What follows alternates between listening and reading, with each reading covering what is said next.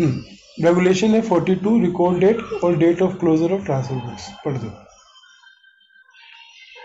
Listed entities shall intimate the record date for the following events to all the stock exchanges where it is listed or where the stock derivatives are available on the stock exchange of the listed entity, or where the listed entity stock form part of an index on which derivatives are available. तो सबसे पहले Declaration of तो dividend. मे की जगह shell है, तो यहाँ option नहीं है, कंपनी हैज टू सबमिट। हाँ। क्या क्या इंटीमेट करना है? Record date. रिकॉर्ड डेट क्या होती है? जनरली एक डेट फिक्स की जाती है जिसके बेस पे कई इवेंट्स होती हैं कि लिस्टें निकाली जाती है कि जो भी इस रिकॉर्ड डेट पे मेंबर रहेगा उसको ये मिलेगा वो मिलेगा, ये सब प्रोविजंस होते हैं। तो वो क्या कह रहे हैं, 3 टाइप की कंपनियों को बोल रहे हैं। एक, अगर जहाँ पे अगर इक्विटी शेयर लिस्टेड है इसके, या इसके इक्विटी शेयर्स के ऊपर डेरिवेटिव्स यानी फ्यूचर ऑप्शंस अवेलेबल है, या इसका शेयर किसी इंडेक्स का पार्ट है जिसका इंडेक्स के ऊपर कोई डेरिवेटिव है, तो उसको इंटीमेट करना है रिकॉर्ड डेट पे। क्या, किस चीज के लिए रिकॉर्ड डेट का बताना है उसको?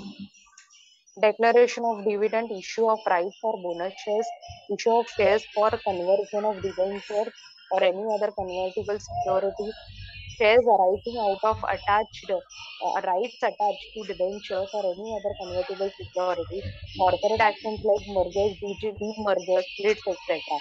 For such other purposes as may be specified by the stock exchange. अब इसमें जो बेसिक चीज है, अगर इन सबको आप एनालाइज करो तो ये सब के हाँ, सब एक पर्टिकुलर पॉइंट ऑफ शेयर के ऊपर ही जो शेयर होल्डर रहेंगे उनको मिलेगा। आप कंटिन्यूस तो अलॉट नहीं करते रह सकते ना। आज किसी के हाँ, पास डिबेंचर, कल किसी के पास डिबेंचर है, तो कंपनी क्या कहती है? कंपनी कहती है मैं ये डेट फिक्स कर रही हूँ, इस दिन जो भी आदमी मेरी बुक्स में मेंबर रहेगा हाँ, उसको डिविडेंड मिलेगा, बोनस मिलेगा। अगर डिबेंचर होल्डर रहेगा तो उसके शेयर कन्वर्ट कर देंगे या उसके वारंट कन्वर्ट कर देंगे, या मर्जर डी मर्जर के बेस पे उसको जो भी शेयर एक्सचेंज रेशियो है उसके हिसाब से हम उसको शेयर देंगे। तो इन सब में एसेंस है कि एक पर्टिकुलर डेट फ्रीज की जाती है। रिकॉर्ड डेट और क्लोजर ऑफ ट्रांसफर बुक में फर्क मालूम है? रिकॉर्ड डेट में भी सब ट्रांसफर्स होती रहती है, हाँ, लेकिन क्लोजर ऑफ ट्रांसफर बुक में सब कुछ बैन हो जाता है, उस टाइम तो कुछ भी नहीं होता। book closure. हाँ, जब बुक क्लोजर होता है तो उस टाइम कुछ भी आपकी ट्रांसफर इफेक्ट नहीं होती।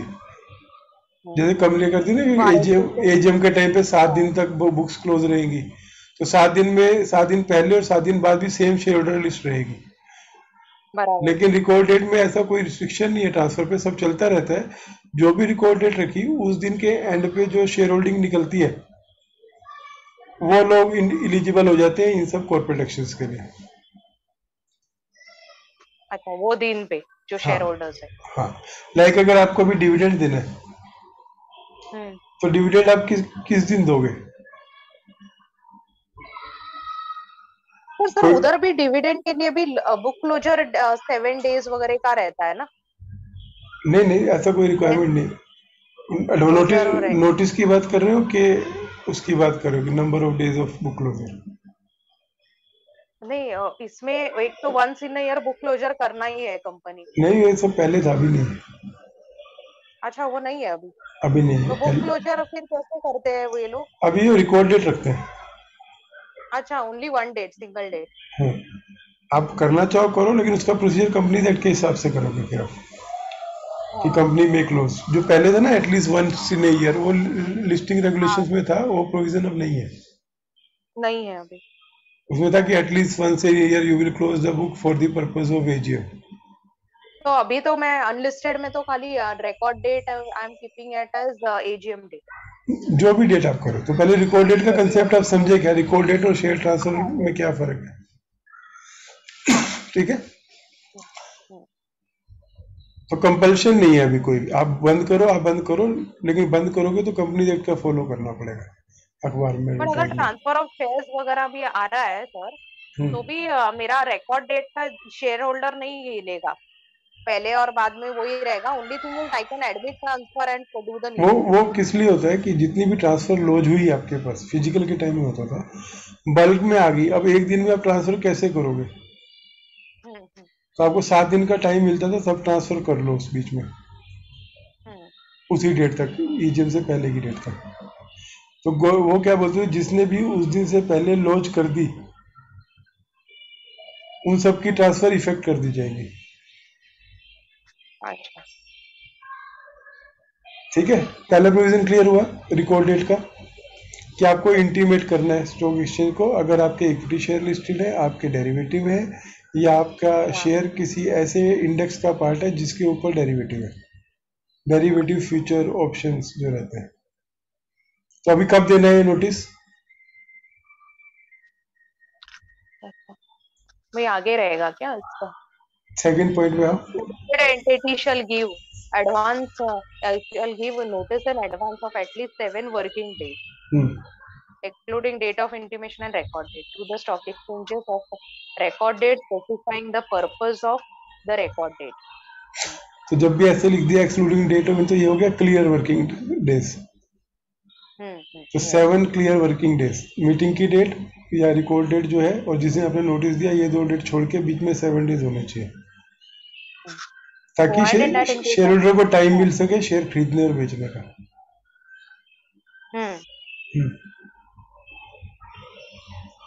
then the listed entity shall recommend, हाँ हम लोग भी हमारा ट्रांसफर्स वगैरह है तो क्लियर कर सकते हैं उसके बीच में। Yes. Provided that in case of rights issue, the listed entity shall give notice in advance of at least 3 working days, excluding date of intimation and record. Means वैसे तो 7 working days है, clear days. However, for rights issue है तो at least 3 working days है free इसलिए क्योंकि advance. फिर भी कोई खरीदना चाहे तो खरीद सकता है। हाँ हाँ. हम्म, Then listed entity shall recommend or declare dividend and stock or cash bonuses at least 5 working days, excluding the date of intimation and record date. अच्छा, इसके लिए अलग है फिर कितने दिन? 5 दिन। declaration of dividend and हाँ bonuses, cash bonuses 5 working days है इसके लिए. सो इसमें भी शेयर होल्डर को अगर कोई डिविडेंड लेना है तो ले सकता है 5 दिन में। Yes. अगर आज कंपनी ने ये क्या कह रहा है कि जो भी आप रिकॉर्ड डेट फिक्स कर रहे हो,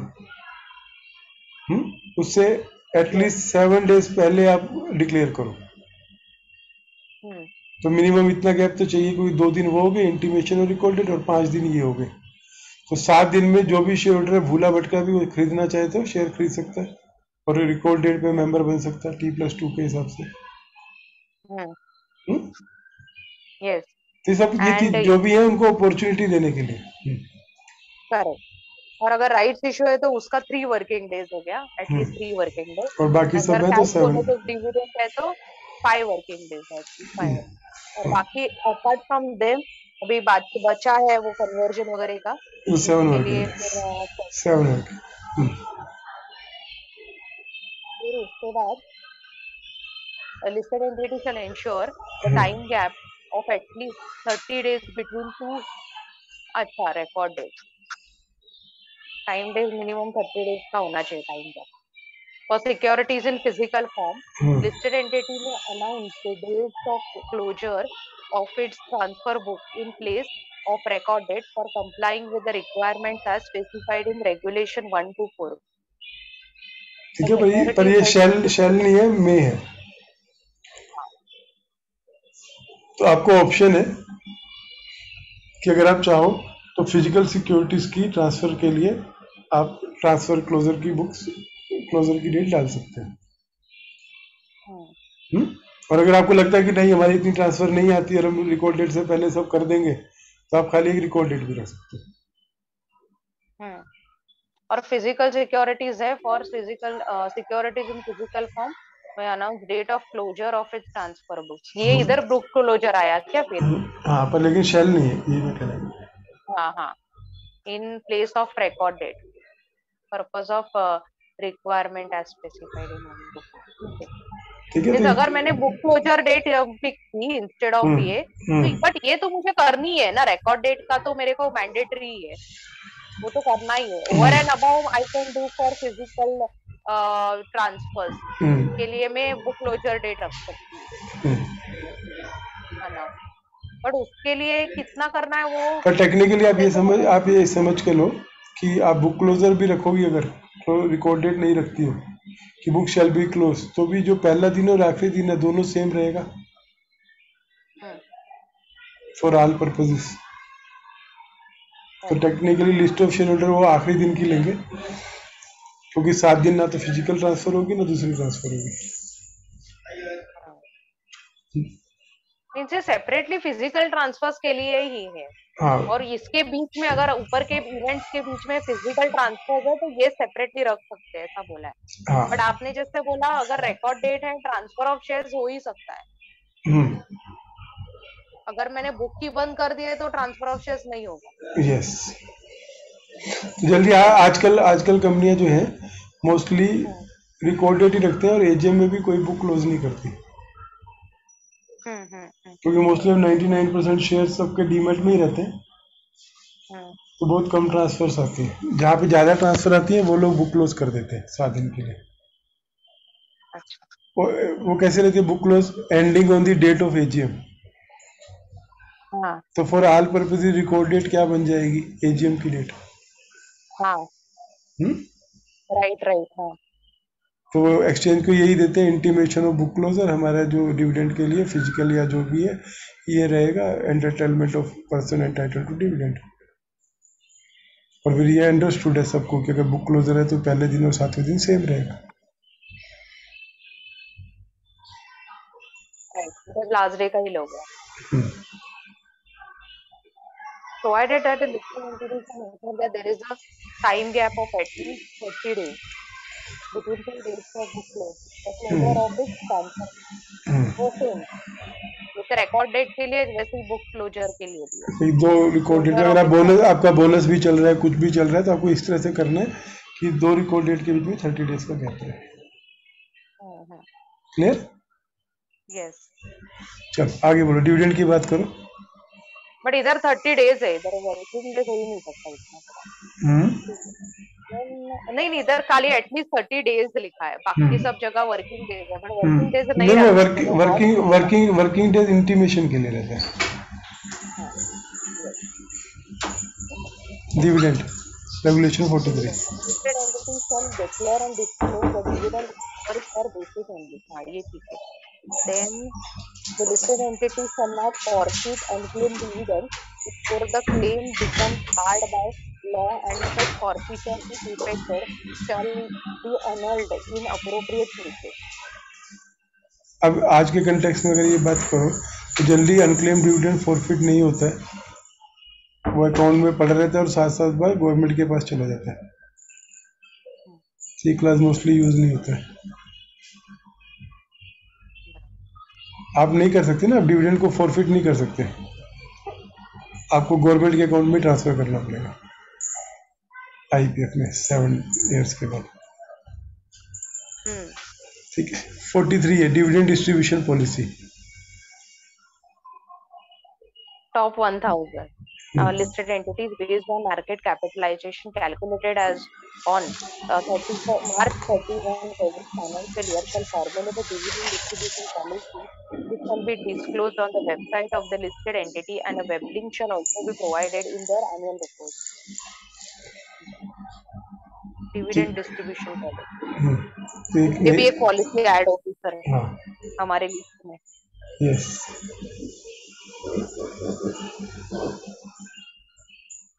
ठीक है आगे पढ़ो। Dividend distribution policy shall include the following parameters: circumstances under which the shareholders of listed entity may or may not accept dividend, financial parameters that shall be considered while declaring dividend, then internal and external factors shall be considered For for declaration of declaration of dividend dividend, policy as to how it intending policy as to shall. how the received earnings shall be utilized, and parameters that shall be adopted with regard to various classes of shares, provided if the listed entity proposes to declare dividend on basis of parameters in addition to A to E, in addition to clauses A to E, or proposes to change such additional parameters or the dividend distribution policy contained in any of the parameters, it shall disclose such changes along with the rationale for the same in its annual report and on the website. अब ये क्या है? ये basically एक document बनवा रहे हैं सब लिस्टेड कंपनियों से, टॉप 1000 से, कि जो आप डिविडेंड डिक्लेरेशन का डिसीजन लेते हो वो किस बेसिस पे लेते हो।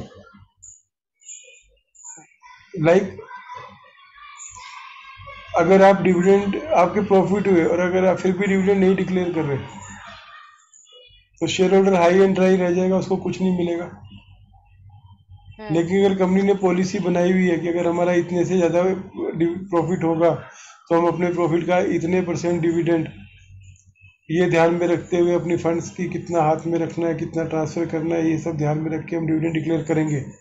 तो इससे जो आदमी वो पॉलिसी पढ़ेगा उसको देख के समझ आएगा कि ये कंपनी की कंजर्वेटिव पॉलिसी है, लिबरल पॉलिसी है, कि क्या है।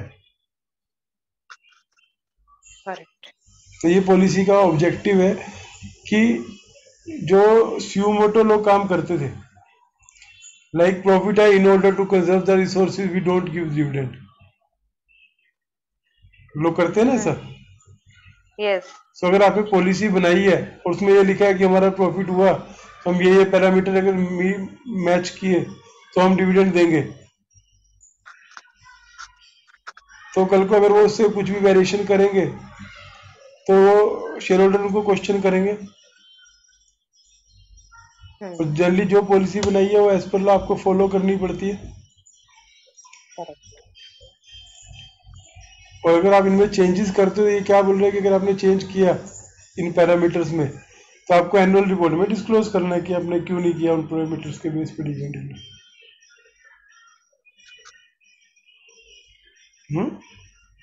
यस। ठीक है, 3 पढ़ो। चेंजेस किए तो उसको एनुअल रिपोर्ट में उसके रैशनैलिटी राशन देना है और वेबसाइट पे भी देना है। भाई पर्पस ऑब्वियसली क्लियर है, डिविडेंड पॉलिसी बनाने का पर्पस क्या है। जनरली ये जो काम था ये बोर्ड का डिसीजन रहता है कि डिविडेंड देना है कि नहीं देना है। तो बोर्ड जब भी कोई डिसीजन लेता है इन्हीं सब पैरामीटर्स पे लेता है कि कंपनी के फाइनेंशियल रिसोर्स कैसे हैं, प्रॉफिट कितना है, फ्यूचर फंड की रिक्वायरमेंट क्या है। अभी सपोज कंपनी ने प्रॉफिट कमाए और उसको आगे कोई फैक्ट्री लगानी है, यहाँ वो डिविडेंड दे दे और फैक्ट्री के लिए लोन ले रही हो, तो ये सब पॉइंट कंसीडर करते हैं ना वो लोग कि हमको क्या क्या करने वाले हैं। तो पॉलिसी में वो ब्रॉड पैरामीटर्स डाल देते हैं और उसके हिसाब से करते हैं। ये पब्लिक पॉलिसी आप डाउनलोड भी कर सकते हो, आपको दिखेगा कि लोग क्या डाल रहे हैं। हाँ। यस। इवन आपके अपनी आप बोल रहे हैं कि कैश कंजर्व नहीं कर सकते लोग, अगर ये प्रॉफिट है तो they have to distribute within the shareholder. Yes this is the policy. Yes. तो अगर आप अपनी वेबसाइट पे जाओगी तो आपको ये पॉलिसी मिलेगी, उसको देखो और उसमें देखो क्या क्या पैरामीटर स्पेसिफाई किए और ये कंडीशनें पूरी हो रही है कि नहीं। देखो अगर आप ये चीज़ें अगर अच्छी तरह से समझी हो तो आप जो भी पॉलिसी निकालोगे, जो कुछ भी निकालोगी, आप 2 मिनट में आप उसको एनालाइज करके बता सकते हो कि लॉ के हिसाब से चल रही है कि लॉ के अगेंस्ट में जा रही है। क्योंकि होता क्या है, पॉलिसी जिस टाइम लॉ बनता है उस टाइम बनती है, बाद में रिवाइज नहीं होती, तो वहां पे आपको हाईलाइट हो जाएगा। ठीक है, 3 पॉइंट में क्या कह रहे हैं।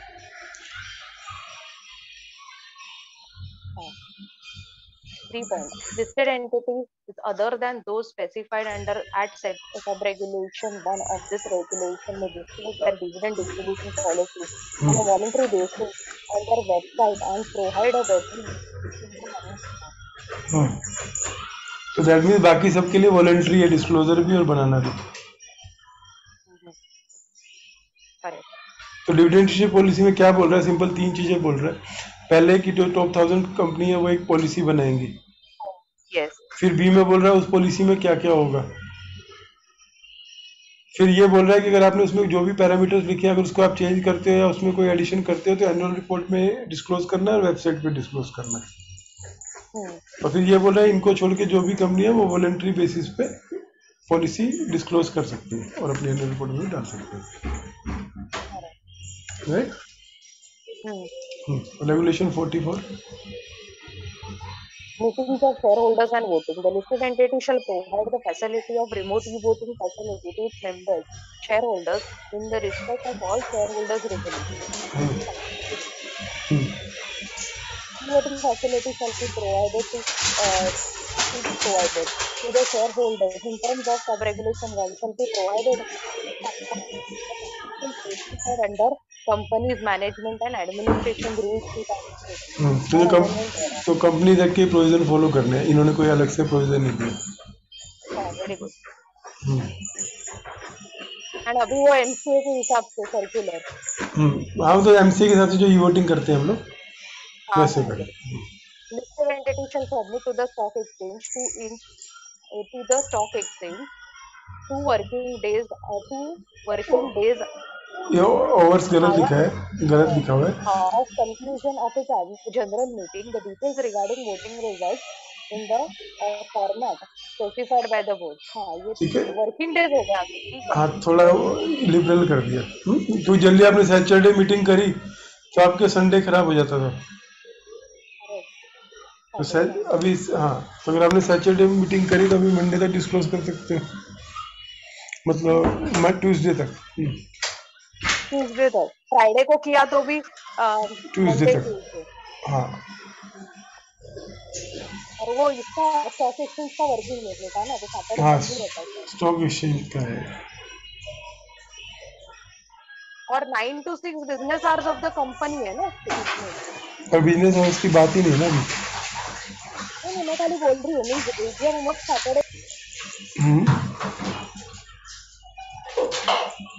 हेलो,